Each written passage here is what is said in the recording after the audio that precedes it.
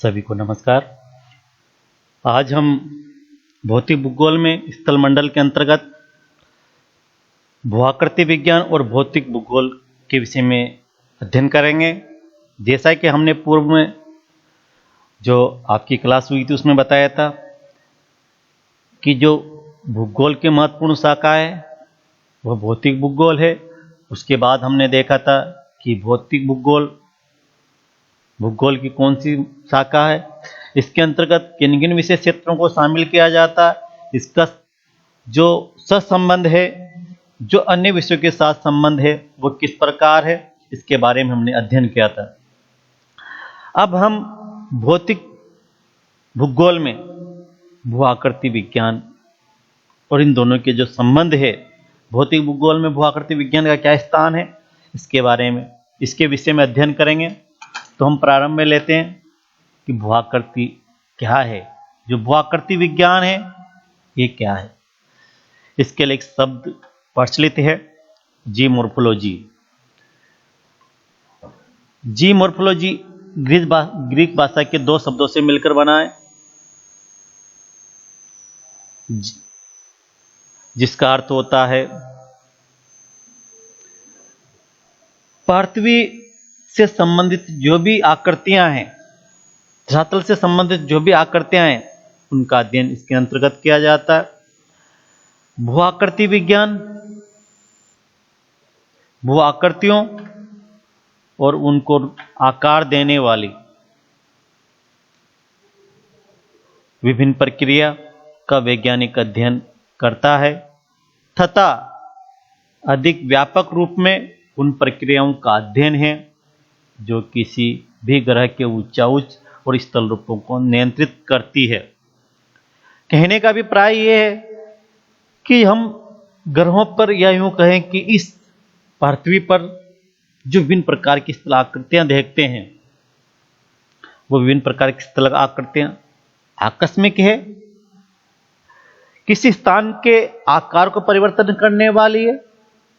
जैसे हम बात करते हैं आकस्मिक शक्तियों में, ज्वालामुखी है, भूकंप है, ये ऐसी आकस्मिक शक्तियां हैं जो इस धरातल पर स्थल आकृतियों को विभिन्न प्रकार के स्वरूप प्रदान करती है, नए स्थल रूपों का निर्माण करती है, यानी रचनात्मक स्थल आकृतियों का निर्माण करती है। जबकि जो बाह्य अपरदनकारी जो शक्तियां हैं, चाहे हवा है, पवन है, हिमानी है, नदी है, जल है, या क्यों कहें जल है, काष्ठ प्रदेश है, तो यहाँ जो बाह्य शक्तियां हैं, इन स्थल रूपों का अपरदन करके उनमें समतलीकरण करने का कार्य करती है। भूआकृति विज्ञान ये समझने की कोशिश करती है और समझाने की कोशिश करती है कि भूदृश्य जैसे दिखते हैं वैसा दिखने के पीछे क्या कारण है, ये इसी प्रकार के क्यों दिखते हैं, इनके पीछे क्या कारण है, इन सब का अध्ययन इस भूआकृति विज्ञान में किया जाता है। जैसे हम बात करते हैं किसी पर्वत की, किसी स्थलाकृति की, तो उसका जो निर्माण हुआ है, जो वर्तमान में हमें दिखाई दे रहा है, क्या पहले भी ऐसा ही था? जैसे हम बात करते हैं अरावली पर्वत की, अरावली का निर्माण कैसे हुआ? अभी हम इस अरावली को एक विखंडित, यूं कहे कि अवशिष्ट रूप में देखते हैं, अपर्दित रूप में देखते हैं। तो क्या प्रारंभ में भी ऐसी ही थी? जी नहीं, प्रारंभ में यह अरावली पर्वतमाला हिमालय से भी अधिक ऊंची थी। धीरे धीरे अपरदनकारी शक्तियों के फलस्वरूप, बाह्य शक्तियों के फलस्वरूप इसके रूप में परिवर्तन होता गया और आज हमें इस रूप में दिखाई देती है।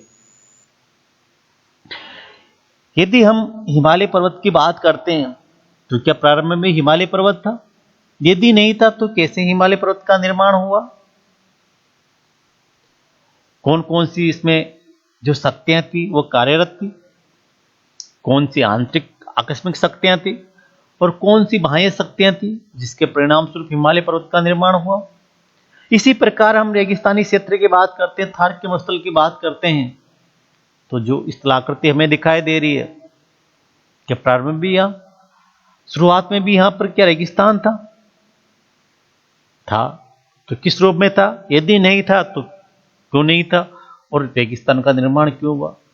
हम यदि भारत के जो उत्तर का विशाल मैदान है, उत्तर प्रदेश, पंजाब, हरियाणा, बिहार, उत्तरी मध्य प्रदेश, उत्तर पूर्वी राजस्थान, एक समतल मैदान है। सघन कृषि की जाती है, सघन जनसंख्या निवास की जाती है, गहन कृषि की जाती है, जीवन निर्वाह कृषि की जाती है। तो क्या प्रारंभ में भी ये स्थल रूप ऐसा ही था? तो इन सबको समझने के लिए पीछे क्या कारण है, कौन कौन से कारण हैं जो हमें वर्तमान परिप्रेक्ष्य में इस प्रकार की कलाकृतियां दिखाई देती, ये सब भूआकृति विज्ञान के अंतर्गत ही है। वे भूआकृतियां इतिहास और उनकी गति की जानने का प्रयास करते हैं। भूमि अवलोकन, भौतिक परीक्षण और संख्यात्मक मॉडलिंग के एक संयोजन के माध्यम से भविष्य के बदलाव का पूर्वानुमान करते हैं। कहा जाता है, यदि हम इतिहास की बात करते हैं, गंगा का डेल्टा की बात करते हैं, हिमालय पर्वत की बात करते हैं, यदि हिमालय पर्वत की बात करते हैं तो प्रारंभ में यहां हिमालय पर्वत नहीं था। जब अंगारा लैंड, गोंडवाना लैंड, या यूं कहें कि जो इंडो ऑस्ट्रेलाइड जो प्लेट है वो यूरेशिया प्लेट से टकराए के परिणाम स्वरूप हिमालय पर्वत का निर्माण हुआ। और आज भी हिमालय पर्वत एक युवा अवस्था में है, वृद्धि की ओर आकर्षित है, बढ़ रहा है, इसकी ऊंचाई धीरे धीरे बढ़ रही है। हम बात करें गंगा के डेल्टा की, तो गंगा का डेल्टा धीरे धीरे अपने पुराने स्थान को छोड़कर नवीन स्थान की ओर आगे बढ़ रहा है। और ये किस गति से बढ़ता है, उसका जो मॉडल है वो किस प्रकार है, हम उस इतिहास का अध्ययन करके, अवलोकन करके, एक मॉडल तैयार करके आगे किस तरफ बढ़ेगा, कितना बढ़ेगा, हिमालय पर्वत कितना ऊंचा होगा, रेगिस्तान में यदि जो मिट्टी का प्रसार है, रेगिस्तान या यूं कहे कि मरुस्थल का जो प्रसार है वो कितना बढ़ेगा, ये सब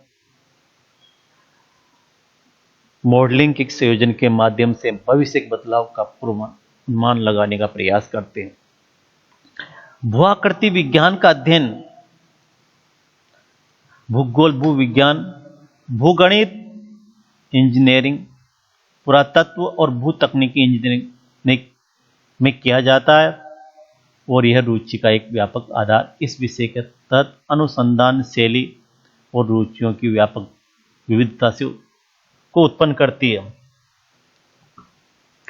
हम यदि बात करते हैं कि इस प्रकार जो हिमालय पर्वत का निर्माण हुआ है वो भारतीय ऑस्ट्रेलियाई जो प्लेट है, इसका जो टकराव यूरेशिया प्लेट से हुआ तो किस गति में हुआ? शुरुआत में ये है जो भारतीय प्लेट थी कहां पर थी, धीरे धीरे किस दिशा में बढ़ी, इसकी शैली क्या थी, जो इस पर अनुसंधान किए गए रुचियों के द्वारा व्यापकता से, अधिकता से, विविधता से, तो इन सब का अध्ययन भू आकृति विज्ञान के अंतर्गत किया जाए। भू आकृति विज्ञान के अंतर्गत स्थलमंडल के उच्चाउच उनके निर्माण करने वाले प्रक्रमों एवं उनके एवं मानव के अंतर संबंधों का अध्ययन किया जाता है। हम बात करते हैं भू आकृति विज्ञान के अंतर्गत स्थलमंडल कौन कौन से। हम विभिन्न प्रकार के स्थलमंडल देखते हैं, कहीं पर्वत है, पठार है, मैदान है, तो कई अन्य आकृतियां हमें दिखाई देती है, चाहे वो द्वीप समूह, द्वीप हो, नदी हो, छोटा सा तालाब हो या कोई विशाल स्थलाकृति हो। उनके निर्माण के पीछे कौन कौन सी शक्तियां कार्यरत थी, प्रक्रम क्या रहे, कौन सी आंतरिक जो शक्तियां थी उन्होंने कार्य किया और कौन सी बाह्य शक्तियों के परिणाम स्वरूप वो समतल आकृति में परिवर्तित हो गए, इन सब का अध्ययन इस भू आकृति विज्ञान के अंतर्गत किया जाता है। जो भौतिक भूगोल का एक महत्वपूर्ण विषय है, या यूं कहें कि भौतिक भूगोल में भू आकृति विज्ञान का एक विशेष स्थान है। भू आकृति विज्ञान मुख्य रूप से स्थल रूपों का अध्ययन है, जिसके अंतर्गत भूपटल एवं सागर नितल के विभिन्न रूपों का अध्ययन किया जाता है। महासागरों में किस प्रकार के स्थल रूप मिलते हैं, उसकी जो नितल है, जो सागरी तली है, वहां पर किस प्रकार की आकृतियां हमें दिखाई देती है।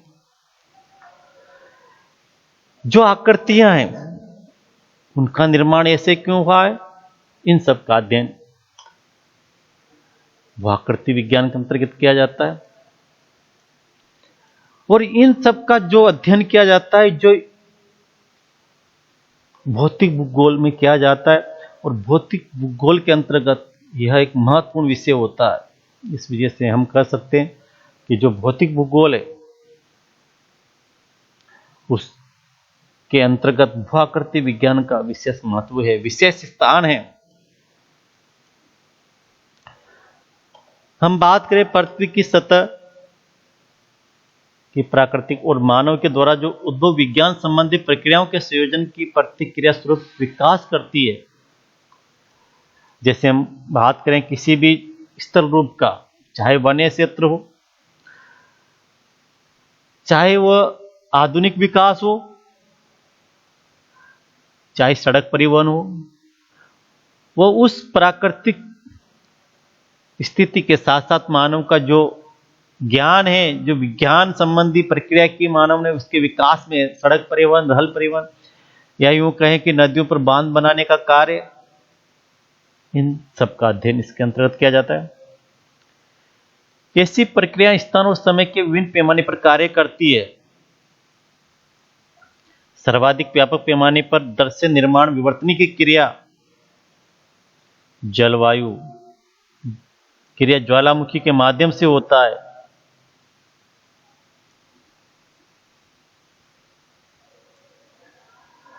यदि हम जिस स्थलाकृतियां हमें दिखाई देती है,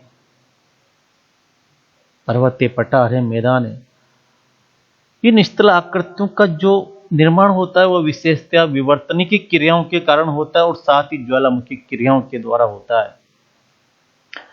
अनाच्छादन कटाव और व्यापक बर्बादी से होता है। अनाच्छादन का अर्थ होता है किसी स्थान का या किसी पदार्थ का धरातले भाग पर जो पदार्थ है, चाहे कोई स्थलाकृति हो सकती है, उसका जो कटाव है, जो अपर्दन है, अपक्षय है, इस अनाच्छादन उसके उस कटाव को, उसकी बर्बादी को दिखाता है। तो कह सकते हैं कि अनाच्छादन कटाव और व्यापक बर्बादी से होता है, जो ऐसे तल छट का निर्माण करता है जिसका परिवहन और जमाव भूदर्शय से के भीतर या तट से दूर कहीं अन्य स्थान पर होता है। जैसे हम बात करें विशाल मैदान की, यदि हम गंगा के विशाल मैदान की बात करते हैं तो हिमालय से अपर्दित अनाच्छादन क्रिया के फलस्वरूप जो भी जलोढ़ या यूं कहे पदार्थ, अपरदनात्मक पदार्थ जो आता है, वह मैदानी भाग में जलोढ़ के रूप में जम जाता है, निक्षेप हो जाता है, और इसके परिणाम स्वरूप समतल या यूं कहे उपजाऊ जो गंगा का मैदान उसका निर्माण हुआ है। आधुनिक भूआकृति विज्ञान की किसी तरह से सामग्री के प्रवाह के अपहरण का अध्ययन करता है और इसलिए तलछट विज्ञान रूप में उस प्रवाह के अभिसरण के रूप में देखा जाता है। भू आकृतिक प्रक्रियाएं विवर्तनी की जलवायु या परिस्थिति की और मानव गतिविधियों से प्रभावित होती है और इस स्थान रूप से इनमें से कई कारक धरती की सतह पर चल रहे विकास को प्रभावित करते हैं। यदि हम प्लेट विवर्तनी की या अन्य जलवायु परिस्थितियों की बात करें, पारिस्थितिकी तंत्र की बात करें, चाहे वो मानव के द्वारा प्रभावित हो, मानव जनित हो, तो इन गतियों का प्रभाव से जो स्थान विशेष के जो रूप में परिवर्तन होता है वो धरती की सतह पर चल रहे विकास को प्रभावित करता है। यदि वन्य क्षेत्र में मानव अधिवास बढ़ता है, गतिविधियां बढ़ती है, तो वह वन्य क्षेत्र जीव जंतुओं के लिए उपयुक्त नहीं होता। यदि मानव कोई विकास करता है, चाहे खनन के क्षेत्र में हो, तो उस खनन के क्षेत्र से या खनन की क्रिया के फलस्वरूप उस क्षेत्र विशेष में परिवर्तन होता है। तो ये सब अध्ययन भूआकृति विज्ञान के अंतर्गत किया जाता है। हम बात करें भूआकृति विज्ञान की, तो इस विज्ञान में जो अध्ययन किया जाता है वो विशेषतः ऊंचा उच्च का अध्ययन किया जाता है। और ऊंचा उच्च जो धरातल पर हम देखते हैं वो 3 प्रकार के मिलते हैं। एक तो प्रथम श्रेणी के ऊंचा उच्च, एक द्वितीय श्रेणी के ऊंचा उच्च, और होते हैं तृतीय श्रेणी के ऊंचा उच्च। हम बात करें इन ऊंचा उच्चों की, तो यदि प्रथम श्रेणी के ऊंचा उच्च की बात करते हैं तो इसमें विशेषतः स्थल रूपों के बारे में अध्ययन किया जाता है कि इसका जो स्थल रूप है उस पर कौन कौन से हमें जो ऊंचा उच्च दिखाई देते हैं। उनमें हम बात करते हैं महाद्वीप की, महासागरीय बेसिन की, इनके वितरण, उत्पत्ति, विकास का अध्ययन इसके अंतर्गत किया जाता है। यानी हम कह सकते हैं कि जो प्रथम श्रेणी के ऊंचा उच्च है वो विशेषतः महाद्वीप और महासागर है। और इन महाद्वीपों का क्या वितरण है, इनकी उत्पत्ति किस प्रकार हुई है, इनका विकास किस प्रकार हुआ है, इन सब का अध्ययन प्रथम श्रेणी के ऊंचा उच्च के अंतर्गत किया जाता है।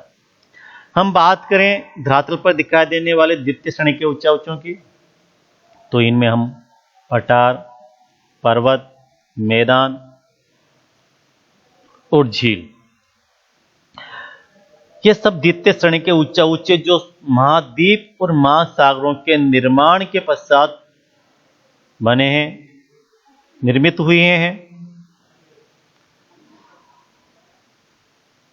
इसके बाद हम बात करते हैं इन द्वितीय श्रेणी के ऊंचा उच्चों की ही, तो यह जो ऊंचा उच्च है ये भ्रंश आदि की विशेषताओं, उत्पत्ति के कारकों, अंतर्जात बलों की क्रियाविधियों का अध्ययन के फलस्वरूप होते हैं। और इसके अंतर्गत इन सब का अध्ययन किया जाता है। जैसे किसी स्थान पर्वत थे तो वहां जो क्रिया हुई होगी ज्वालामुखी की, उनसे निकलने वाला पदार्थ कुछ गाढ़ा होगा, और जहां पर पठारों का निर्माण हुआ है उस क्षेत्र का जो लावा है वो पतला होगा। झील का निर्माण हुआ है तो इसका अर्थ एक क्रैटर है, और जो मैदान है उनका जो निर्माण हुआ है वो किस क्रिया से हुआ, तो इन सब का अध्ययन द्वितीय श्रेणी के ऊंचा उच्च के अंतर्गत भूआकृति विज्ञान में किया जाता है। यदि हम तृतीय श्रेणी के ऊंचा उच्च की बात करें तो इसके अंतर्गत बहिर्जात प्रक्रमों यथा बहता हुआ जल, जिनमें नदियां, सरिताएं, सागरीय तरंगे, भौमजल जैसे काष्ठ स्थलाकृतियां जो भूमि के जल द्वारा निर्मित होती है, पवन, हिमनद, परिहिमानी के द्वारा अपर्दन और निक्षेपण के द्वारा जो स्थलाकृतियों का निर्माण होता है, इसके अंतर्गत इसमें रखा जाता है। जैसे हम सागरीय तरंगों की बात करते हैं तो वहां पर हमें हुक, छिद्र, इस तरह की आकृतियां दिखाई देती है, गुहा दिखाई देती है। भौमजल की बात करते हमें विशेष प्रकार की स्थलाकृतियों का निर्माण होता है, जिसे हम कहते हैं काष्ठ स्थलाकृतियां, यूं कहें कि चूना प्रदेशों में जो निर्मित स्थलाकृतियां होती है। इसके बाद हम बात करें पवन के द्वारा भी आप देखते हो छत्रक, शिला, इनका निर्माण होता है। बरखान का निर्माण होता है। इसके अलावा चंद्राकार, अर्धचंद्राकार, कई प्रकार के बरखानों का निर्माण होता है। स्तूपों का निर्माण होता है। तो इन सब का अध्ययन इसके अंतर्गत किया जाता है। कहने का अर्थ यह कि प्रथम श्रेणी के जो ऊंचा उच्च है वो प्रारंभिक तौर पर बने हैं, जिसमें विशेषतः विवर्तनीय घटनाओं के परिणाम स्वरूप इनका निर्माण हुआ है, विस्थापन के परिणाम स्वरूप इनका निर्माण हुआ है। द्वितीय श्रेणी के जो ऊंचा उच्च है वह पृथ्वी की आंतरिक जो आकस्मिक बल है, शक्तियां हैं, भूकंप है, ज्वालामुखी, इनके फलस्वरूप इनका निर्माण हुआ। और तृतीय श्रेणी के जो ऊंचा उच्च है उनमें प्रमुखतः बाह्य जो शक्तियां हैं वो कार्यरत है, उनको समतल करने का कार्य करती है, और इससे विभिन्न प्रकार के स्वरूप का निर्माण होता है। किसी स्थान विशेष से अपर्दन करके किसी स्थान विशेष पर जमा करना, इनसे उस स्थान विशेष की आकृति में परिवर्तन होता है। यदि हम नदियों की बात करते हैं तो नदियों के अपर्दन के परिणाम स्वरूप नदियां अपने साथ विभिन्न प्रकार के जलोढ़क अपर्दनात्मक जो तत्व होते पदार्थ होते हैं उनको प्रवाहित करती हुई, उनको वहन करती हुई, परिवहन करती हुई, जहाँ उसको ढाल नहीं मिल पाता, समतल भूमि होती है, वहाँ पर उनका निक्षेप कर दे, जमा देती है। और इनसे हम देखते हैं कि विभिन्न प्रकार के बाढ़ के मैदानों का निर्माण होता है, प्राकृतिक तटबंधों का निर्माण होता है। इसके बाद हम बात करें भूआकृति विज्ञान का जो विकास हुआ है, वह विकास किस प्रकार हुआ है। भूआकृति विज्ञान के अध्ययन का विकास निम्न चरणों में संपन्न हुआ है।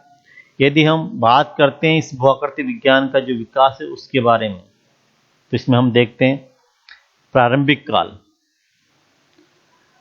तो प्रारंभिक काल की जब बात करते हैं भूआकृति विज्ञान में, तो इसके अंतर्गत हम स्थल रूपों का प्रारंभिक अध्ययन करते हैं। और जो अध्ययन है ये विशेषतया जो विद्वान हुए हैं, ग्रीस के विद्वान, यूनान के विद्वान, मिस्र के विद्वान, 500 ईस्वी पूर्व से प्रारंभ होता है। इस क्षेत्र में हेरोडोटस, अरस्तु, स्ट्रेबो का योगदान महत्वपूर्ण रहा है। इसके बाद हम बात करते हैं आकस्मिकवाद या प्रलयवाद की। तो इसके अंतर्गत इस काल में जो त्वरित घटित होने वाले घटनाएं हैं उनका अध्ययन किया जाता है, जैसे ज्वालामुखी, उद्भेदन, भूकंप, बाढ़ आदि। और इनसे किस प्रकार की स्थल आकृतियों का निर्माण हुआ है, इनके बारे में अध्ययन किया जाता है। उसके बाद हम बात करें एकरूपतावाद की। तो एकरूपतावाद की बात करते हैं तो इसमें स्टैटिस्ट विज्ञानी जेम्स हेटन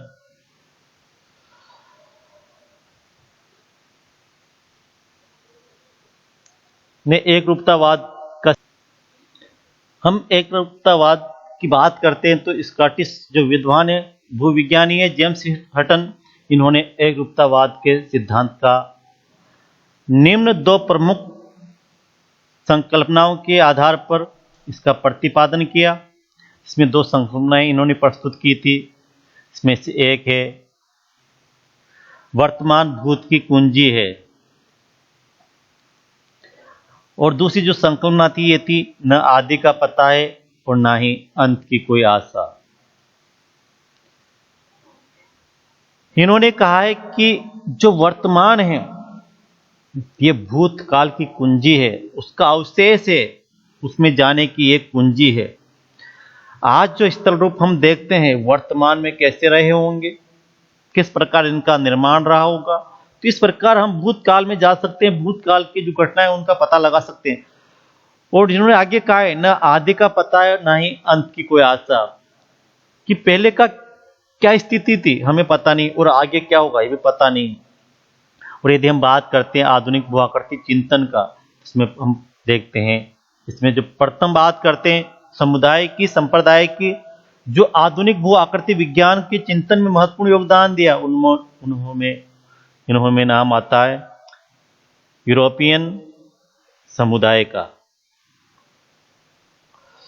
इन यूरोपियन समुदाय इन्होंने प्लेस्टोसीन हिमकाल तथा हिमालय अपर्दन, सागरीय अपर्दन, काष्ठस्थल आकृति या मरुस्थलीय आकृति के अध्ययन में उल्लेखनीय योगदान दिए हैं। इसके बाद हम बात करते हैं अमेरिकन जो संप्रदाय हुए। इसके अंतर्गत जॉन पावेल और इन्होंने अपर्दन आधारित तल की संकल्पना का प्रतिपादन किया। जी.के. गिलबर्ट स्थल रूपों के निर्माण से संबंधित कई नियमों, गतिक संतुलन आदि का प्रतिपादन किया। इसके बाद बात करते हैं विलियम मोरिस डेविस, एक प्रमुख विद्वान हैं, भूविज्ञानी हैं, और विलियम मोरिस डेविस ने भौगोलिक चक्र अनाच्छादन कालक्रम, अपर्दन का सामान्य चक्र आदि ने 19वीं सदी के उत्तरार्ध एवं 20वीं सदी के प्रारंभ में उल्लेखनीय योगदान दिए हैं। यानी हम कह सकते हैं कि जो आधुनिक जो संप्रदाय था उसमें अमेरिकन संप्रदाय प्रमुख हुआ है, जिनमें जॉन पावेल है, गिलबर्ट है, विलियम मॉरिस डेविस है। इन्होंने 19वीं सदी और 20वीं सदी के प्रारंभ में उल्लेखनीय योगदान किया। विलियम मॉरिस डेविस का नाम प्रमुखता से लिया जाता है। इन्होंने चक्र का संकल्पना दी थी, भौगोलिक चक्र की। और भौगोलिक चक्र जिसके अंतर्गत नदी की जो आस्तलाक नदी का जो प्रक्रम है, जो स्थल रूपों का निर्माण होता है, उसकी इन्होंने व्याख्या की थी। इसके बाद हम बात करते हैं 20वीं सदी की। 20वीं सदी में भू-आकृति विज्ञान का विकास डेविस द्वारा प्रतिपादित भौगोलिक चक्र यानी अपर्दन चक्र के आधार पर लगभग सभी भू स्वाकृतिक प्रक्रमों, सागरीय तरंग, वायु, भूमिगत जल, हिमानी एवं परिहिमानी द्वारा अपर्दन चक्र का नियम विज्ञानियों द्वारा प्रतिपादित किया गया। यदि हम चक्र की बात करें तो इन्होंने अनेक चक्र इसमें प्रतिपादित किए गए, जिनमें प्रमुख नाम आता है जो चक्र है वो है शुष्क अपर्दन चक्र। यह शुष्क अपर्दन चक्र किस प्रकार मस्तल क्षेत्र में कार्य करता है, इसके संबंध में डेविस ने 1903 में, 1905 में और 1930 में संकल्पना प्रस्तुत की, व्याख्या प्रस्तुत की। इसके बाद हिमानी अपर्दन चक्र, इस हिमानी अपर्दन चक्र की भी डेविस ने व्याख्यात्मक वर्णन प्रस्तुत किया। 1900 में और 1916 में इसका व्याख्यात्मक वर्णन प्रस्तुत किया। इसके बाद सागरीय अपर्दन चक्र डेविस ने 1912 में और जॉनसन ने 1919 में ये चक्र प्रतिपादित किया, इसका वर्णन किया। इसके बाद बात करते हैं काष्ठ चक्र की, इसमें बीदी महोदय का नाम प्रमुख है, जिन्होंने 1911 में, स्विजिक ने 1948 में प्रतिपादित किया। इसके बाद परिहिमानी अपर्दन चक्र, यह पेल्टियर ने 1950 में प्रतिपादित किया। तो इस प्रकार विभिन्न चक्रों का प्रतिपादन या एक परिकल्पनाएं प्रस्तुत की गई। इसके बाद डेविस के जो अपर्दन चक्र था, भौगोलिक अपर्दन चक्र था, इस भौगोलिक अपर्दन चक्र था स्थल रूपों का जो सिद्धांत था उसकी आलोचना हुई तथा उनमें संशोधन सुझाए गए और इसके बाद निम्न परिकल्पनाएं प्रतिपादित की गई, जिसमें भवाकृतिक सिस्टम, भूमि पर जो आकृतिक हमें सिस्टम दिखाई देता है, इसका सिद्धांत दिया वाल्टर पेंग ने 1924 में। वाल्टर पेंग 1924 में सिद्धांत प्रतिपादित किया। पेन प्लानेशन चक्र ये एच किंग ने 1933 में दिया। उसके बाद था पेडिप्लेशन चक्र जो एल.सी. किंग ने 1948 में दिया। तो इस प्रकार भू-आकृति विज्ञान का विकास हुआ और भू-आकृति विज्ञान भौतिक भूगोल में विशेष स्थान रखती है। यूं कहे कि भू-आकृति विज्ञान के बिना इस भौतिक भूगोल की कल्पना नहीं कर सकते। धन्यवाद।